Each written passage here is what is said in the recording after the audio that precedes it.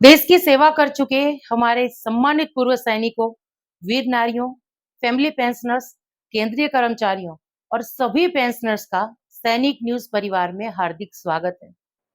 मैं हूं रीना सुतार और इस चैनल का उद्देश्य है आप तक हर महत्वपूर्ण और भरोसेमंद जानकारी बेहद ही सरल भाषा में पहुंचाना, ताकि आप अपने अधिकारों और नई अपडेट्स से हमेशा जुड़े रहें। तो आइए आज की इस वीडियो की शुरुआत करते हैं और देखते हैं कि आपके लिए कौन कौन सी बड़ी और महत्वपूर्ण खबरें आज के इस वीडियो में शेयर होने वाली है। लेकिन वीडियो में आगे बढ़ने से पहले हमेशा की तरह आप सभी से निवेदन है कि वीडियो में अंत तक बने रहिएगा। इस चैनल के द्वारा दी गई जानकारी अगर यूजफुल लग रही है, पसंद आ रही है, तो लाइक और शेयर कर दीजिएगा। इस वीडियो को हाइप करके हर एक कर्मचारी पेंशनर्स तक इस वीडियो की जानकारी पहुंचाने में हमारी मदद करिएगा। आप चाहें तो चैनल को ज्वाइन कर सकते हैं, लेकिन अगर सब्सक्राइब नहीं किया है तो जल्दी से पहले चैनल को सब्सक्राइब कर दीजिए, नोटिफिकेशन ऑन रखिए, फिर वीडियो को देखना कंटिन्यू करिए। इसी के साथ आज के इस वीडियो की शुरुआत कुछ कमेंट्स के साथ करते हैं। तो वीडियो की शुरुआत करते हुए सबसे पहले कुछ कमेंट्स देख लेंगे, इसके बाद हम बात करेंगे फिटमेंट फैक्टर को लेकर। देखिए, इस 8वें वेतन आयोग में फिटमेंट फैक्टर बढ़ाने पर सरकार विचार कर रही है। कुछ एक्सपर्ट्स की अगर माने या कुछ मीडिया रिपोर्ट्स की माने तो कम से कम यही लग रहा है। चलो इसको भी कमेंट्स के बाद हम देखेंगे, लेकिन सबसे पहले कुछ कमेंट्स देख लेते हैं। देखिए, एक पेंशनर्स लिख रहे हैं कि मुझे कम पेंशन मिली है, मैं बहुत दुखी हूँ। यानी पेंशन से रिकवरी आई है। जैसे लगातार अपने वीडियो में मैं कह रही हूँ कि अगर किसी की पेंशन से रिकवरी आ रही है तो उनको क्या करना है। सबसे पहले पर्स में लॉगिन करके पेंशन स्लिप डाउनलोड करनी है, सीपी ग्राम के माध्यम से कंप्लेन दर्ज करानी है, ये जानना है कि जो रिकवरी कही जा रही है, काटी जा रही है, वो एक्स्ट्रा पेमेंट सही में हुई भी है या नहीं। तो इतना काम करिए। फिर भी अगर रिकवरी का अमाउंट लाखों में है तो आप हमसे कॉल करिए, मैं बताऊंगी कि आगे आपके लिए इसको क्या कार्रवाई करनी है। चलिए अगला कमेंट है। एक लिख रहे हैं कि मैम, मेरे पापा रेलवे कर्मचारी थे, उनका रिटायरमेंट 31/3/2013 को हुआ था, उम्र 60 साल हो गया था। उस समय बेसिक जो था 6015 रुपीज था। उनका डेथ 15/8/2013 में उसके बाद मेरी मम्मी को 14,500 रुपए जो है पेंशन मिला था। पूरा पेंशन, क्या पेंशन सही है?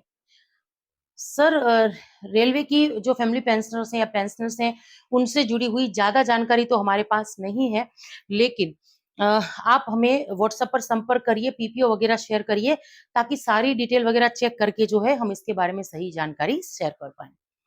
चलिए अगला कमेंट है। एक लिख रहे हैं कि मैम, मैं भी हवलदार भरत शर्मा, इन्होंने अपना नाम लिखा है, सर्विस 20 साल किया हूँ और रिटायर आए हैं 1997 में 30 दिसंबर को। ओआरओपी 3 में कितना बढ़ेगा? 24,763 रुपए बेसिक पे टोटल बता रहा है और पेंशन टोटल बन रही है 40,000 के आसपास। तो अभी जो आप इसमें लिख रहे हैं सर कि आपकी बेसिक जो है 24,763 रुपए है, ये बिल्कुल आपकी बेसिक जो है सही आ रही है, ओआरओपी 3 के हिसाब से ही ये आ रही है। चलिए अगला कमेंट देख लेते हैं। एक लिख रहे हैं कि नमस्ते मैम, मेरे हस्बैंड हवलदार से रिटायर थे, तब उनको 2016 में 7th पे कमीशन में 1 लाख रुपए मिला था, वो सही मिला था क्या? आर्मी से रिटायर थे, इन्होंने रेजिमेंट वगैरह का नाम लिखा है। 2019 में उनकी डेथ हो गई थी, तो मुझे फैमिली पेंशन अभी 22,496 रुपीज जो है मिल रही है, पेंशन आ रही है, क्या ये पेंशन सही है? 19 साल 1 महीना उनकी सर्विस है। तो मैम, आपकी पेंशन तो सही लग रही है, बेसिक सही है, उसी के हिसाब से कैलकुलेशन हुआ है। लेकिन आप जो कह रहे हैं कि 7th पे कमीशन में जो 1 लाख रुपए मिला था 2016 में, 2016 में, तो 7th पे कमीशन जो है वो 2016 में नहीं आया था, थोड़ा-सा लेट आया था, क्योंकि जो रिकमेंडेशन वगैरह जो सिफारिशें थी 7वें वेतन आयोग की, वो थोड़ी-सी लेट आई थी। तो 2016 में जो आपको 1 लाख रुपए मिले हैं, उसकी जानकारी आपको बैंक में जाकर ही मिलेगी कि वो पैसा क्यों क्रेडिट हुआ था। जब तक ये पैसा ये पता नहीं चलता कि वो पैसा किन सर्कुलर का था, तब तक सही था, गलत था, इसके बारे में हम बात नहीं कर पाएँगे। तो प्लीज़ आप बैंक में जाइए, पहले ये कन्फर्म करिए कि 2016 में 1 लाख रुपया किस सर्कुलर का क्रेडिट हुआ था। तो इसी के साथ वीडियो में आगे बढ़ते हुए अगला कमेंट देख लेते हैं। एक लिख रहे हैं कि मैडम जी, सीपी ग्राम में कैसे कंप्लेन करें, प्लीज बता सकते हैं क्या? क्योंकि मेरा कम्यूटेशन 18 साल हो गया है, अभी तक कट रहा है। सर, कम्यूटेशन से जुड़े हुए जितने भी मामले हमने सीपी ग्राम के माध्यम से सॉल्व किए हैं, उनमें विद इन 1 मंथ कार्रवाई होती है और जो एक्स्ट्रा पैसा कटा है वो भी वापस मिल चुका है। हम लगातार इसके बारे में बात कर रहे हैं कि अगर किसी पेंशनर्स को कम्यूटेशन कटते हुए 15 साल से ज्यादा हो गया उनकी पेंशन से कटते हुए, तो उनको जो है सीपी ग्राम के थ्रू जल्दी से कंप्लेन दर्ज करा देनी चाहिए। अब सीपी ग्राम पर कंप्लेन कराने का सबसे आसान तरीका है टोल फ्री नंबर 1800 111 960। इस नंबर पे कॉल करके आप जो है कंप्लेन दर्ज करा दीजिए। चलिए अगला कमेंट है, एक लिख रहे हैं कि मैडम मैं 23 साल 6 महीना और 23 दिन सर्विस है, मुझे एमएससीपी मिलेगा क्या? देखिए आप कौन से साल में रिटायर होकर आए हैं ये लिखकर आप दोबारा कमेंट करिए ताकि हम इसके लिए आपको जवाब दे पाए।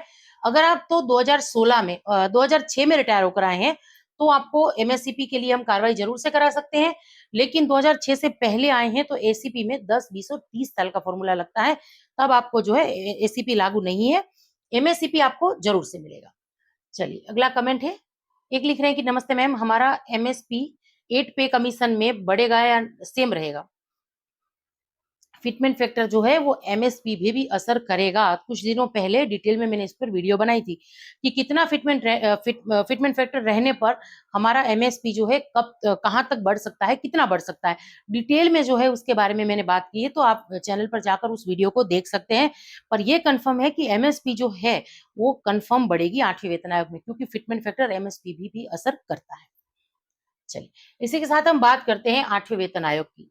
क्या फिटमेंट फैक्टर पर सरकार अपनाएगी सावधानी? कर्मचारियों और पेंशनर्स की उम्मीदों पर नया अपडेट है ये। अब अपडेट क्या है देखिए, वेतन और पेंशन में कितनी वृद्धि संभव है, अफवाहों से परे तथ्यों पर आधारित एक स्पष्ट विश्लेषण, यानी ये रिपोर्ट जो है सबसे सटीक लग रही है। क्यों लग रही है, वीडियो में आगे आपको पता चलेगा। देखिए अंतिम चरण में वेतन आयोग की चर्चाएं क्या चल रही हैं, स्थिति क्या है, बैठकों का अंतिम चरण है ये। 8वें वेतन आयोग के लिए ज्ञापन सौंपने की प्रक्रिया 15 जून को समाप्त हो चुकी है, ये आप सब जानते हैं। फोकस क्या है, संतुलित निर्णय पर फोकस है। सरकार फिटमेंट फैक्टर पर जल्दबाजी में फैसला नहीं करेगी, वित्तीय क्षमता और मांगों के बीच संतुलन बनाना प्राथमिकता है। यानी सरकार भी जो है फिटमेंट फैक्टर को लेकर काफी गंभीर लग रही है। वास्तविकता क्या है, आधिकारिक घोषणा अभी तक हालांकि नहीं हुई है, वर्तमान में चल रहे सभी आंकड़े केवल अनुमान है।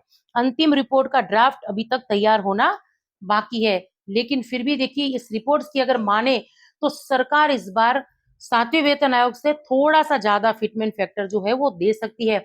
और ये हमारे कर्मचारी पेंशनर्स के लिए गुड न्यूज इसलिए भी है क्योंकि जहां इससे पहले 1.92 फिटमेंट फैक्टर की बात हो रही थी, 2.0 तक फिटमेंट फैक्टर की बात हो रही थी, वो लगातार उसमें जो महंगाई भत्तों में बढ़ोतरी दिख रही है उसको देखते हुए और कुछ रिपोर्ट सूत्रों की अगर माने तो उसको देखते हुए जो है फिटमेंट फैक्टर केंद्र सरकार 7वें वेतन आयोग से ज्यादा दे सकती है। अब देखिए आप सब जानते हैं कि फिटमेंट फैक्टर जो है काम कैसे करेगा।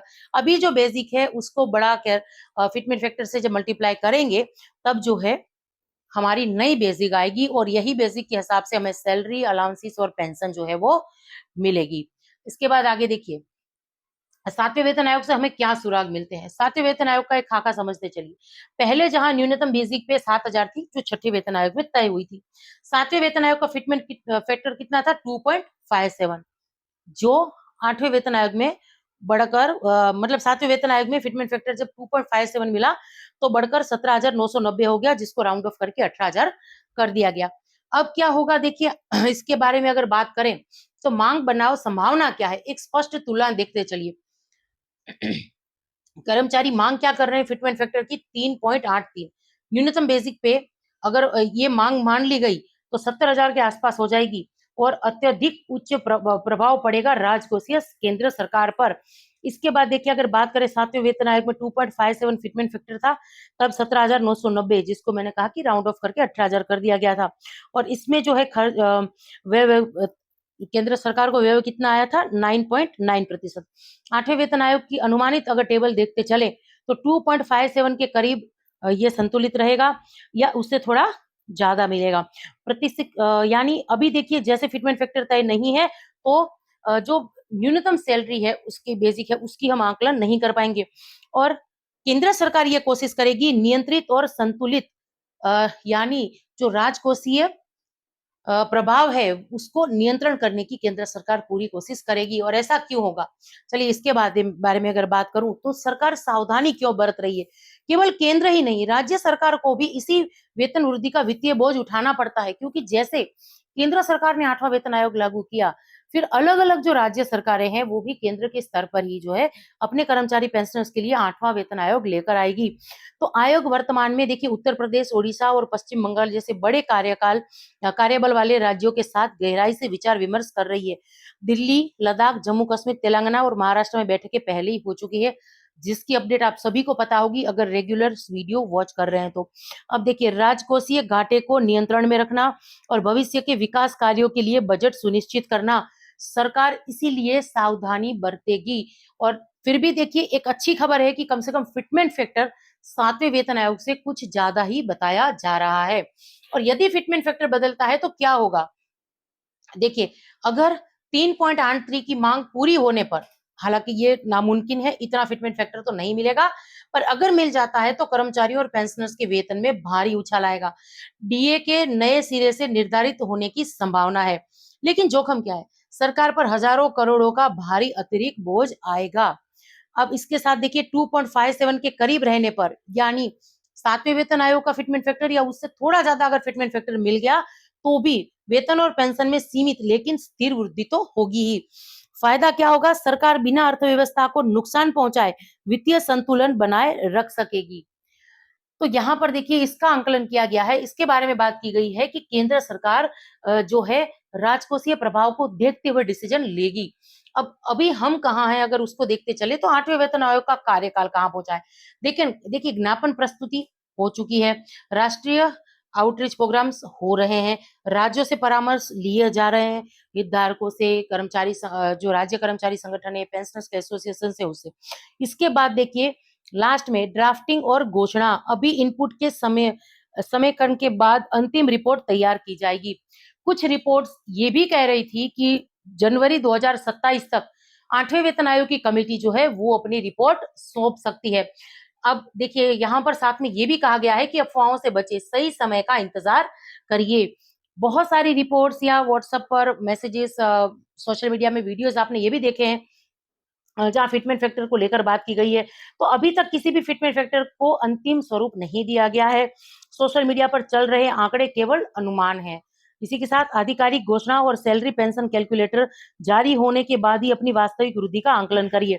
और ये लास्ट वाली स्लाइड मैंने इसलिए भी रखी है और इसके बारे में बात मैं इसलिए भी कर रही हूँ क्योंकि देखिए सोशल व्हाट्सएप पर एक मैसेज मेरे साथ ऐसा भी शेयर हुआ था जहां पर कहा गया लिखा हुआ था कि आप अगर जानना चाहते हैं कि 8वें वेतन आयोग में आपकी सैलरी पेंशन कितनी बढ़ेगी तो यहाँ पर क्लिक कर आप इसको जान सकते हैं।